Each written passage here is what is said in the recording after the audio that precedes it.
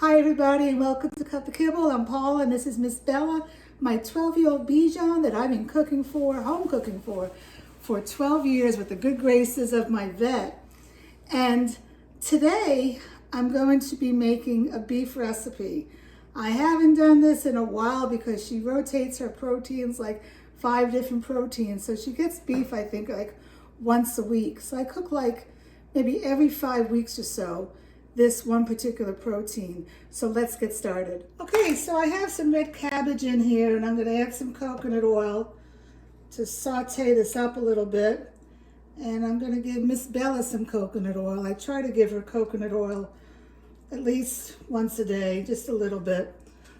She loves it and it's very good for you. So let's move this around a little. My kitchen is a mess right now because I just did a turkey video. You know, it takes me at least 3 times as long to do the videos because I have to move the tripods, take Bella in and out of the slings. If I were to cook, you know, without filming, it would take me probably 30 minutes from start to finish, and that would include the, the cleanup. So I should have put this on a little bit higher. So while this is heating up, and yes, I am using this Teflon pan because, as I explained in my last video, I had to cook more turkey and my pan is not big enough. So I'm going to use this now.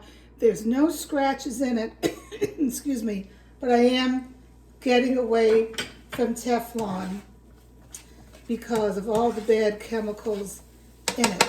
Okay, this is starting to sizzle and I'm going to use 1 pound of beef, but this is grass-fed beef. Let's talk about that for a little bit. Grass-fed beef has more omega-6 in it than conventional beef. Now, this does not mean that it's a substitute, that you shouldn't give fish, you shouldn't give fish oil. It's basically a healthier meat. The conventional meat that you get in the grocery stores is going to have more omega-6s. Omega-6s are bad. Humans and dogs eat too many omega-6s and they cause inflammation, and that's a precursor of diseases, including cancer. So if you can get grass-fed beef, more power to you. Now, I got this one, I believe, at Aldi. I have to be honest with you, I don't like Aldi. I go there just to get their meats. It's just not my type of a store. I don't know. I don't think their produce is good. I know other people love it, but I'm not one of them. Where else can you get grass-fed beef? Walmart has it. Actually, this may have been from Walmart. I don't even know, to be honest with you. Either Walmart or Aldi's this is from. I was surprised to hear that Walmart has it. So that's another place where you can get it. Oops, careful. Otherwise, if you live out in the country, where I do right now, you can also get it from a farmer. But I have to tell you, I mean, no offense to the farmers, I love farmers. It's expensive getting it straight from the farmer. I'm surprised, you're cutting out the middleman, but it's expensive. So I'm going to lower this a little. And using this wonderful 3-sided, I don't know what it's called. I'll call it a meat chopper. And to this, I'm going to add some ginger. Ginger is a good herb to add. It has a lot of medicinal properties. It's antifungal, antibacterial, all that good jazz. It has almost the same properties as garlic. Speaking of the devil, I call it the devil because people always comment, garlic's not good for dogs. What do you do if you're killing your dog? Well, I don't know what your definition of killing is. My dog has been having garlic for 12 years. Garlic is an incredible herb, and it gets a really bad, it's not even a bad rap. It's fake news online. People need to get educated, okay? Yes, too much garlic. I mean, like, let me tell you for a second here while this is sauteing. I have so much garlic here because I'm Italian, but this is called a bulb of garlic. In this bulb of garlic is probably like at least 18 cloves. If you give your dog 2 or 3 bulbs of garlic, your dog will get very sick. If you give your dog a few cloves of the individual things, based on your dog's weight, you can Google it. Google Dr. Karen Becker. She has a nice user-friendly chart so you know how much garlic you can give your dog. You can give it, the best way is to give it raw, right before serving. You cut it open for let it rest for 5 to 10 minutes to get the anicillin working or reacting. That has the good medicinal properties in it, and then top it on the dog's food or mix it in at that time. I cannot do that because Bella has a very sensitive stomach because she has a bleeding ulcer, because a vet gave her Rimadyl when she had a dental, and she can have fresh garlic. She cannot have a lot of turmeric. I have to be really careful. She has a sensitive tummy. But, we all have our problems. Nobody's perfect. Okay, oops, what I forgot to put in here is my fresh herbs. I have some fresh thyme from my arrowroot garden. And I'm just going to try just to get the leaves off. But it's going to go through the food processor, so it really doesn't matter. And I have a piece of basil. Basil is good for the lungs as an expectorant. Also makes your food taste good. So if you have fresh herbs, even the dandelions out in your yard are great for dogs. My husband hates dandelions. He always would get out there and spray them. And then I would yell at him, don't put chemicals on the yard. If you haven't listened to my video I did just yesterday on glyphosate, the silent killer of our animals, and I should say, and of humans, I would go ahead and strongly advise you to listen to that. It's a pesticide that is sprayed on many, many foods that we eat, including corn and grains and beans and soy. And very good video that I did, and I tell you how you can avoid glyphosate, which is a carcinogenic. There's billions of dollars in lawsuits that have been paid out for people that have gotten non-Hodgkin's lymphoma from glyphosate. So, anyway, this looks beautiful. It actually smells fantastic. I'm going to set that to the side, and let's go over to the other side of the counter. Okay, so I'm going to go ahead and I'm going to add some asparagus, butternut squash, and cauliflower. I want to stop for a second and tell you that I was going to add, instead of the cauliflower, I had some Brussels sprouts. But I didn't plan right because this meal has red cabbage in it. And cabbage and Brussels sprouts are in the same family. So I don't want to add 2 of the same thing in the same family that have basically the same kind of vitamins. Again, I cannot stress to you about you need to add variety not only in your proteins, but in your veggies. So I'll save that for tomorrow because I have some more turkey and beef that I'm going to cook tomorrow. It's like 62 degrees today, and tomorrow's going to be snowing. They're calling for like 3 inches of snow. Can you believe that? Tomorrow will be a great day to cook. And to that, I'm going to add, this is my staples I put in all the food.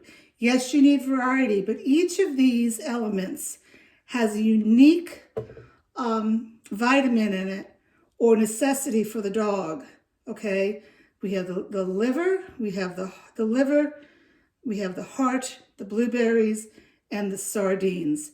All important, essential ingredients in Cut the Kibble's opinion for a balanced, nutritious recipe for the dog.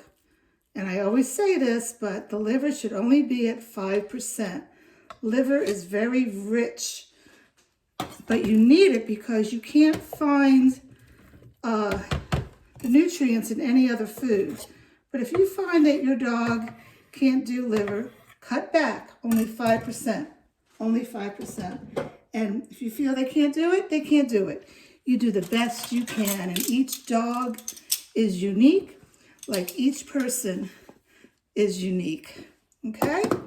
So, I'm gonna go ahead, you all know the drill. Calcium is needed in a homemade dog food. And then I'm gonna go ahead and add my, should have had this open already, my mixture that I keep in the freezer or they'll go rancid. It's a mixture of hemp hearts, pumpkin seeds, and I sometimes forget the other ingredient, and I forgot it begins with a K. I don't know. You can look on my recipes in my playlist, and it's a cup of kibble, a mega booster. Now my mind's gonna go crazy. And now I'm gonna go over here and try to add all this meat in here. I have to say I'm very impressed. This is not gonna be easy to do while holding her. I actually, for the turkey video, I put her down and did this in a big chunk, went on the ground, and she gobbled it up. I hope if a big chunk does not go on the ground, she's not gonna wanna jump out of this, this sling. By the way, the video I did with the Plainville turkey, I was very impressed. Hardly any fat came out of that. Man, you buy like a Shady Brook Farms or Purdue turkey, forget it. It's like a 3/4 of a cup of fat in that. You're paying for that fat. You don't want that. Same with this grass-fed beef. And by the way, I said it was from Walmart, or you can get it at Aldi. It's not expensive. It really is not expensive in relative terms. I think I paid $4.89 a pound for grass-fed beef. Let's talk about, I say grass-fed beef. Do you know what that means? That means that the cow is not eating GMO food, okay? If you look at my video that I posted recently on the silent killer in dogs and people, you'll find out that GMO food contains glyphosate, which is a carcinogenic, okay? The wonderful thing about grass-fed beef, the cow is not fed GMO feed. So that's why it's really important.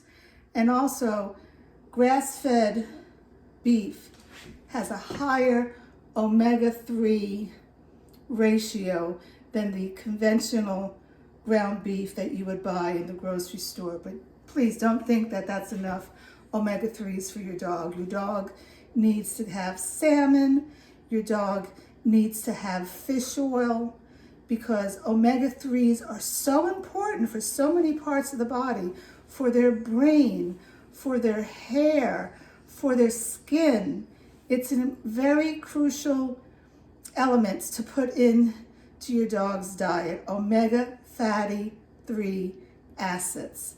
And you get them from salmon, from fish oil that's either pharmaceutical or human grade. Do not buy fish oil from the pet store in a white bottle, and when you open it, it stinks.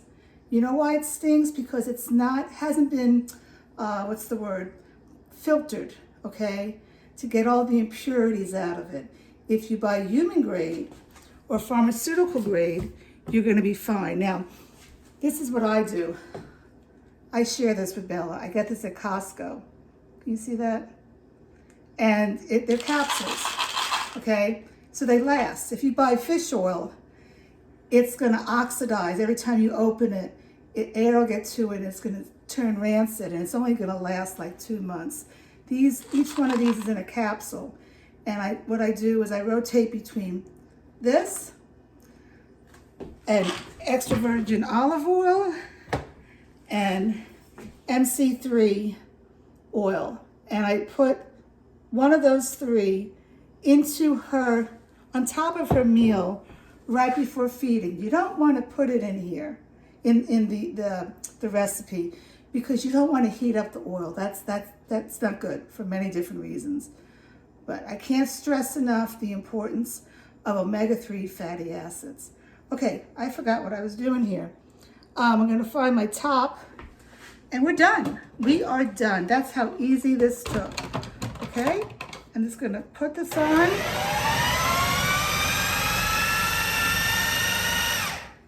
And you didn't see that because the camera was at me.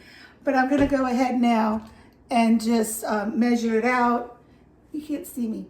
And flash freeze it and label it. And I'm done, I'm good. Let me know if you have any questions. It's easy to home cook. You need to have a freezer designated for the food. You need to have time, and you need to have patience to learn how to do it, because you're gonna mess up at first. You're gonna get frustrated at first, but that's why I'm here to help you.